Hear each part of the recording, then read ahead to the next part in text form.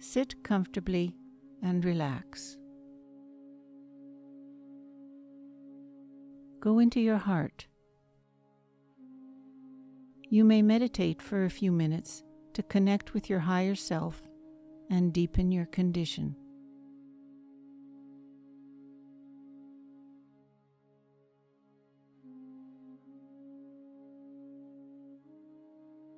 Now stay connected with your higher self as you speak. Observe the tone of your conversation and let it flow evenly. To do this, remove any rise and fall in the pitch, sharpness, or roughness.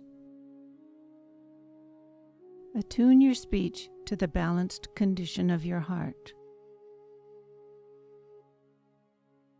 See if you can feel a relationship establishing with the original current within you.